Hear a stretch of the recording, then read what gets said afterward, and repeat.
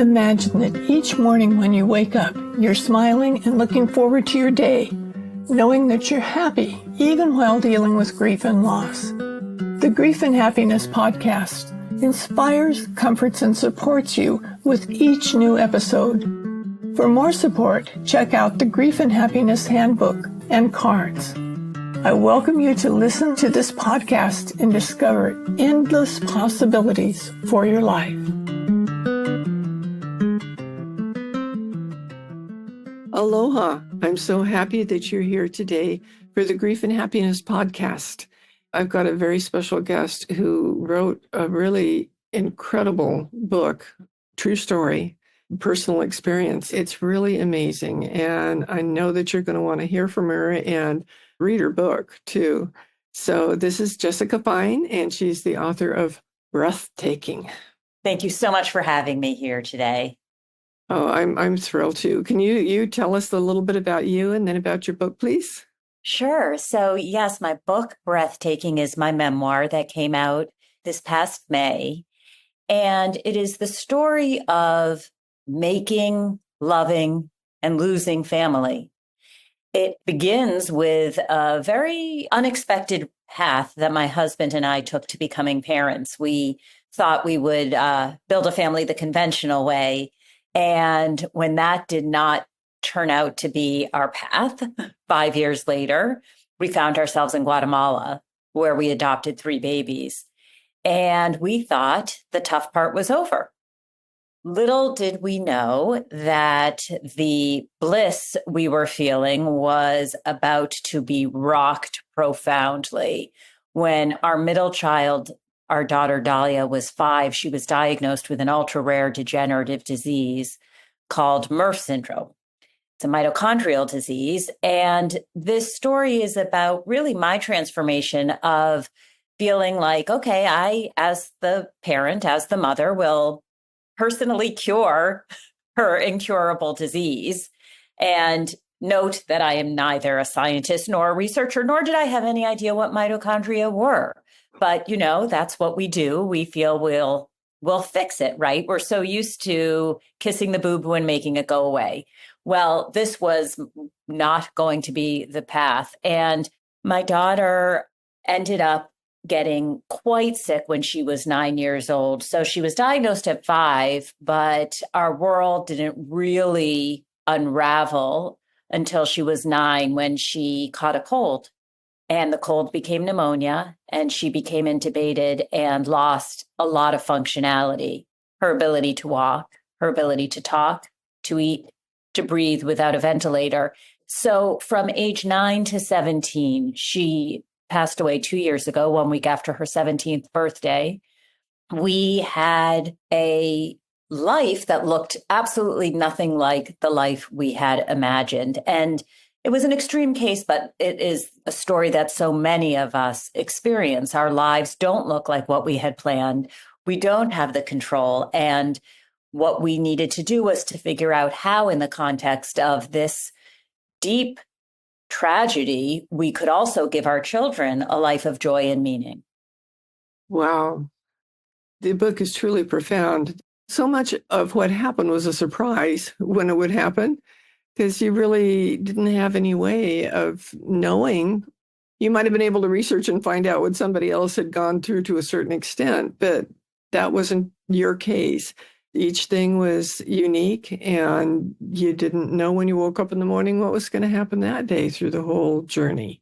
Yeah, and that's the thing about a rare disease. There's just not enough data to really understand what the trajectory would look like. Even when I Googled it, which I did the night of the diagnosis, there was a whole menu of options. It could present through something as benign as short stature.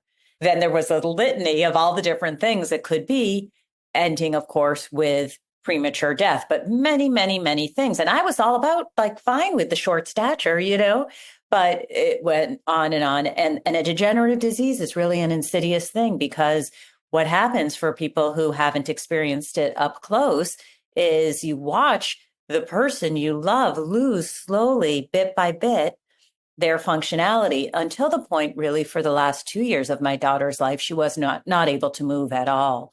And the thing about being ventilator dependent is you become what's called an eyes-on patient, meaning my husband or myself or a nurse trained specifically in her care needed to be watching her 24/7. So that was the reality for 8 years while we were trying again to have some sense of a life for all of our children. That's really what we discovered how to do. And I will say, we followed my daughter Dalia's lead. It was very clear to us from the start that she was intent on continuing to be out in the world, to laugh, to have adventure. And that wasn't so easy for her. And it wasn't such an easy thing for me as mom to conduct. But if she wanted to do that, then for sure I was going to be doing that. And so that's really what we learned to do. That's so amazing. I fell in love with her as we went along. She was just so special. I love that. And thank you so much for saying that, because, obviously when we lose people, one of the things that we struggle with is nobody else is going to get to meet this person, right? And I feel like the world missed out because they didn't get to meet Dalia. So when readers tell me I got a sense of her, I feel so gratified because she's an unbelievable person to get a sense of. And I want more people to know her. The world should know about Dalia. Yes, they should. I agree with you totally on that, because I had the sense that she didn't think that she had a problem, It's really interesting. She really wasn't angry. And I think if I were in her position, I would be angry. I really do. And she had everything in the world to be angry about. Now, I will say, of all the things, the thing that bothered her the most was her G tube, her feeding tube, the fact that she was no longer able to eat orally. And, it's interesting. I think sometimes we don't appreciate how much of our society is built around food and shared meals and coming together around a food. And so when you have this taken away from you, and in fact, there's actually a scene in the book because we at first felt like, okay, if she can no longer eat, we're not going to expose her to food. Like, we thought that would be a cruel thing to do. So for quite a while, we would take turns. My husband and I would be with her in a different room during dinner. We really tried to make it so that we wouldn't, quote unquote, upset her. And what we didn't realize was we were isolating her even more than she already was. And it was interesting because at a certain point along the journey, she gets removed from the public school system against our wishes and sent to a school that was more equipped to deal with her medical challenges. It was a fight that, in retrospect, I'm very glad I lost because it was the right place for her in the end. But what happened was the first day she was there at the school, they had cooking class. And I thought, well, we can't send Dalia to cooking class. I was so worked up about it. And I said, okay, we'll give it one shot and we'll see what happens. Well, that day, she came home from school and reached into her backpack and pulled out 4 individually wrapped chocolate chip cookies, one for each of her 2 siblings and one for my husband and me. And she gave them to us with such pride and joy. And wouldn't you believe that those were the most delicious cookies we have ever had in our whole life or ever will have in our life. But we realized she was taking part. She couldn't eat it, but she could be part of it. She could get her hands in there and get messy with the dough and cook and watch the whole process and share it. And from then on, she became the assistant in our kitchen at home. We got her a chef's hat and an apron, and she was part of every single meal. That is so cool. It's interesting when you're dealing with something that nobody else has to deal with, trying to figure out what it is that you can do to make it be the best it can be for you and for her and for your family. And they have it all work together the best. Right. And, when we talk about grief, we think about, or I did up until that point, think, well, grief is what happens when somebody dies. I wasn't aware of all the different textures and permutations of grief that I learned about along this journey. Oh, yeah. There's so much. So much. Oh, there's so many different things in your book. I was trying to think what I wanted to ask you about the most, because the way that people came together to help and support you, I thought was pretty amazing. It was interesting. I think when you go through anything, whether it's a trauma like this, whether it is actually the death of somebody, what you see is people you might have expected to show up aren't necessarily the ones who do. People are uncomfortable. People are awkward. They don't know what to do. They don't know what to say. But boy, the people who show up and stay there and stick around despite the fact that it's awkward and uncomfortable, those become such powerful, powerful players in the experience. So there were friends like that. And then we also had some caregivers who really became part of our family, because what we were dealing with on the home front was so unusual that it was very, very, very hard to try to explain it to outside people. And I mean, I'm a word person and I'm a writer. And as we're going through it, it's living on the precipice like that. And the intensity of it was just so complicated. Plus this idea that we were not going to be devastated every minute of every day, but that we were going to have a house that felt joyful in spite of it was also kind of puzzling. So with some of the caregivers, because again, Dalia needed round the clock care. We weren't able to fill around the clock care, but we had a lot of caregivers, nurses, PCAs, etc. And they really became some of the people closest to us because they had a front row seat to what was happening. They were part of it. We didn't have to explain anything. And it's been really interesting, actually, as they've been reading the book, for them to say, wow, getting your perspective, because, everybody sees everything through their own lens, right? I mean, I'm sure if my husband wrote a book about the very same experience, it would be an entirely different book, right? And I will say that this book, I mean, the thing about it is this is not at all about my daughter's death. And I say that right up front. In fact, this book was agented and was sold to a publisher before she died. It ended with a very joyous scene originally. And then I went back in and wrote the epilogue. But it is really a book that shows that journey of how we can discover that we are capable of so much more than we ever would have imagined.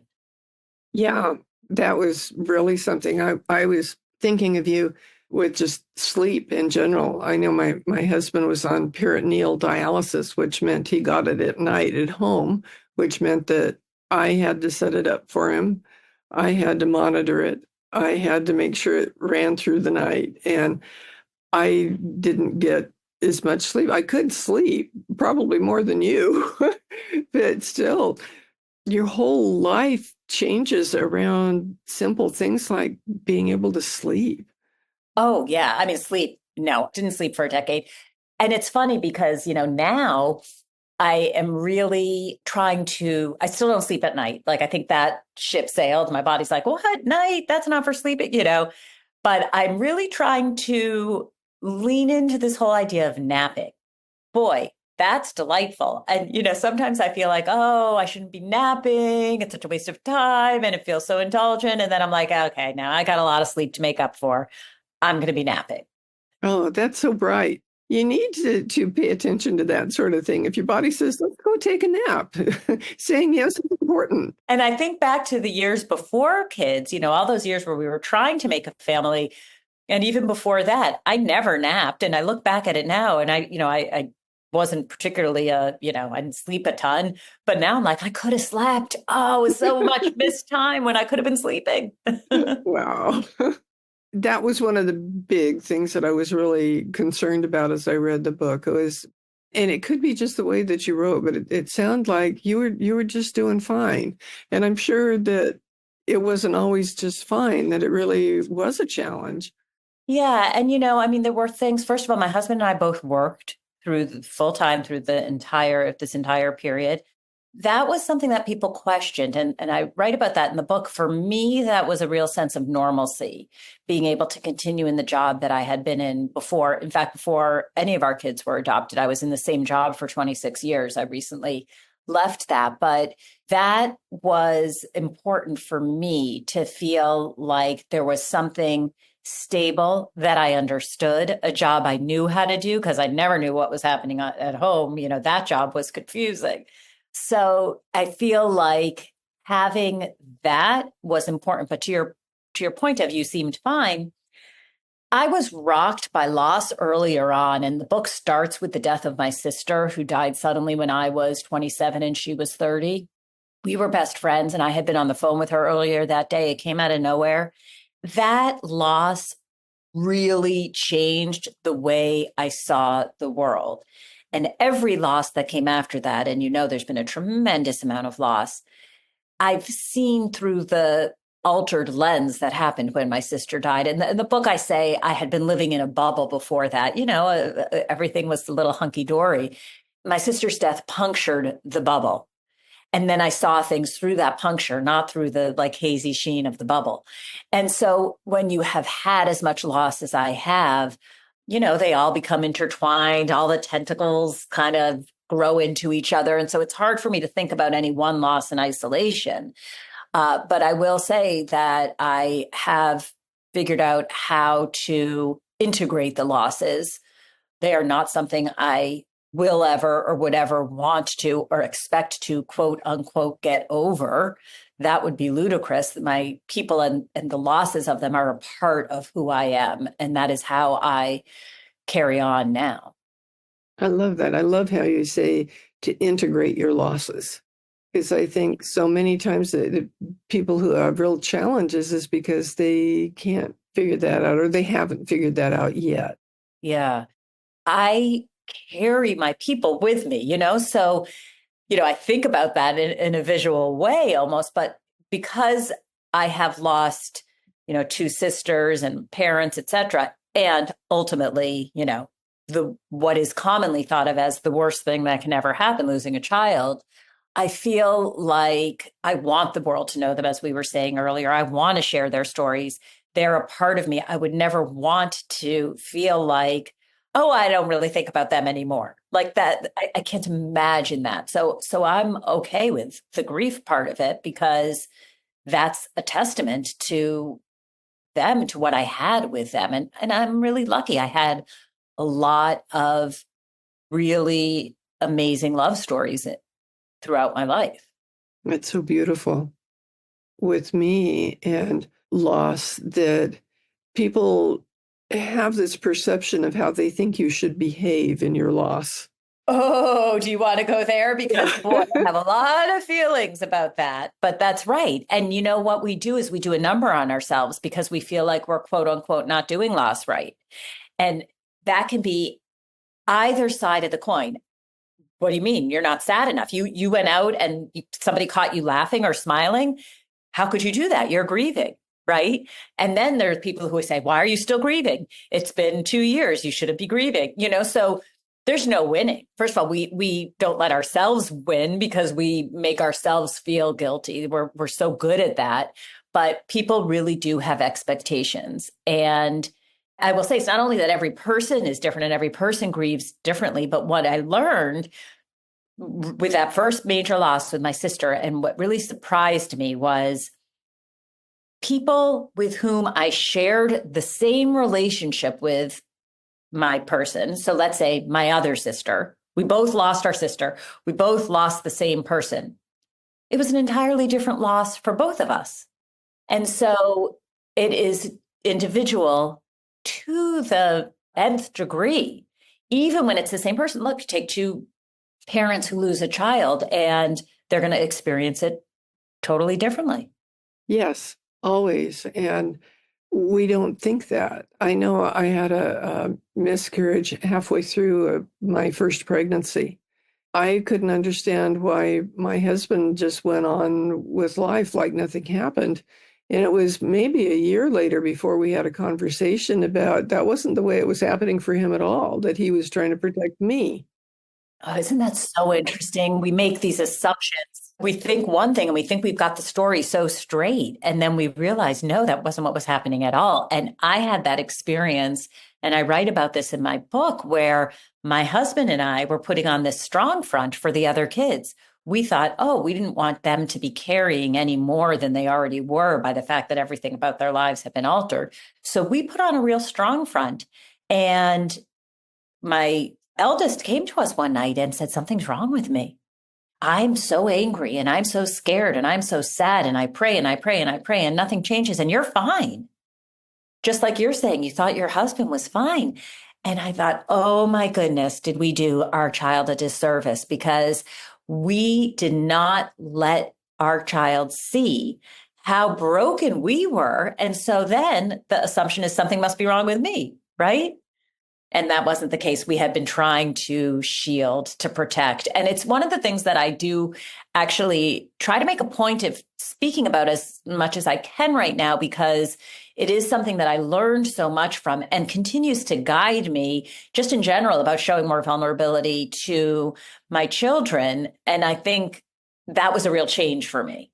And I feel like it's useful. I mean, obviously in an age appropriate way, but it's useful for them to see that, we all feel stressed sometimes, anxious sometimes, sad, all the things. And like, that's life.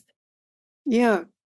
Yeah. I knew two kids who thought their father didn't like them or care about them or anything because he wasn't interacting with them the way they thought they should be. And they were kids, they didn't know the difference that everything's going to be different. Mm-hmm. And that just because he doesn't get excited about something doesn't mean he doesn't care. It's so important for everybody to take care of themselves, because you discovered that you had to take care of yourself if you were going to be able to function in the world for everything else, because you had so much to deal with. So much, yeah. If you wouldn't have been able to take care of you, then you wouldn't have had anything left over to take care of everything else. That's true. But I do feel like this whole pressure that we have in society for self-care can be a double-edged sword. Sometimes we feel like, oh my God, I'm not doing the self-care. I'm not doing the self-care. Then we can also start to feel bad about that. And so I think it is, yes, we need to make sure that we are nourished and that we're able to take some deep breaths, but at different points in the intense caregiving journey, that self-care is going to look a lot different than it might at other times. And, I felt so aware and fortunate that I had a partner in this, because when we think about how somebody can make sure that they're, putting on their own oxygen mask first when they're a solo caregiver, that's a whole other ballgame. Oh, yeah. Yeah, it is. And that happens a lot too. So many people are solo caregivers. Oh, yeah. And so many people become solo caregivers in the midst of this, because we know that more than half of couples who have a child, forget about intense medical needs, but with special needs in general, split up. Mm-hmm. Yeah, it's hard. Wow. Well, you've given us so many lessons here today to think about and talk about and learn from.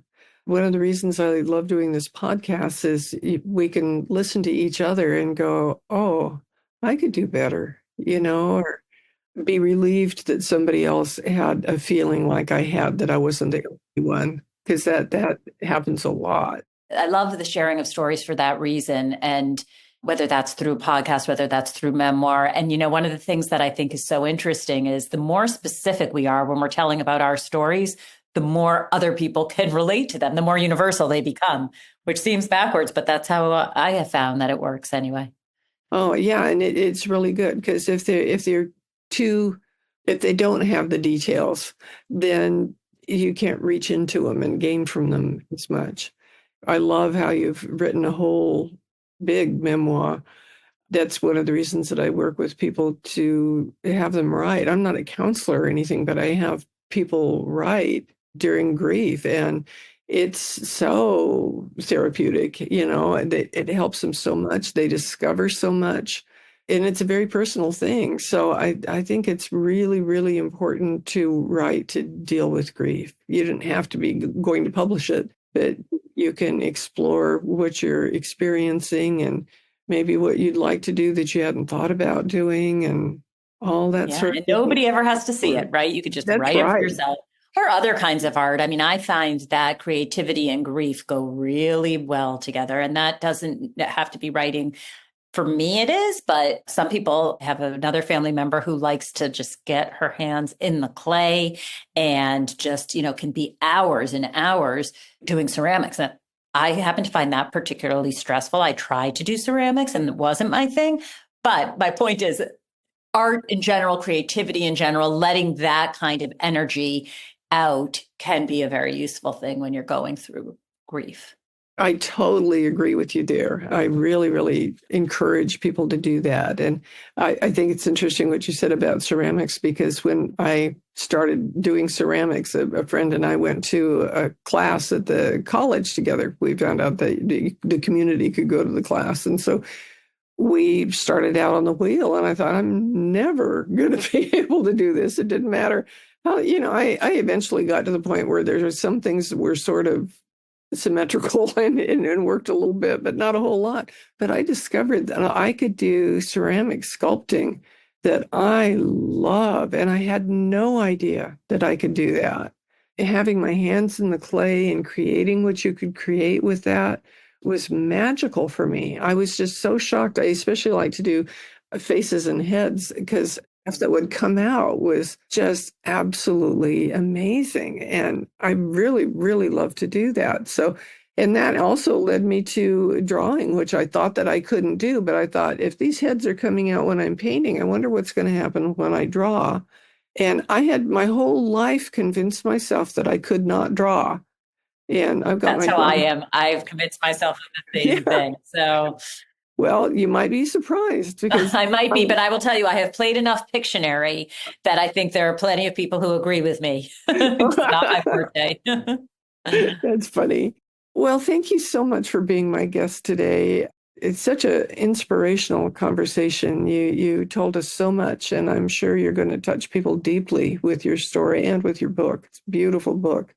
Thank you so much. And yeah, wherever you like to get your books, it's available. And some people I know prefer audiobooks. We have it on audiobook, we have ebook, and of course the actual hold it in your hands, old-fashioned hardcover book. And I'd love, if anybody wants to connect with me, check out my website, which is jessicafeinstories.com.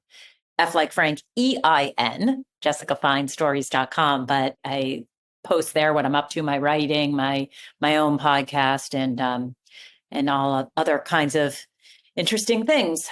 Yeah, tell us about your podcast. So I have a podcast called I Don't Know How You Do It.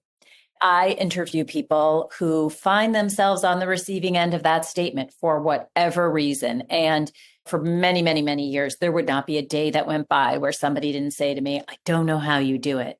And it's such an unusual thing, because when somebody says that, it's kind of like, how do I respond to that? I don't know either. Yeah, or that was my thought. What choice do I have? Right? It's not so bad. It's worse than you think. So the idea was kind of tongue in cheek in terms of the name of it, but really I am talking to people whose lives seem unimaginable. And a lot of the people are because they have really tough circumstances, but a lot of people on the show are people who have just chosen wildly unconventional paths.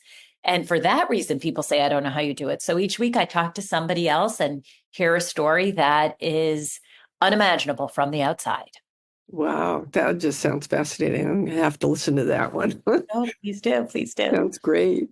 Well, thank you so much. I appreciate you being here, and I'm sure our listeners are going to be looking up all your stuff, because you're so much fun to listen to.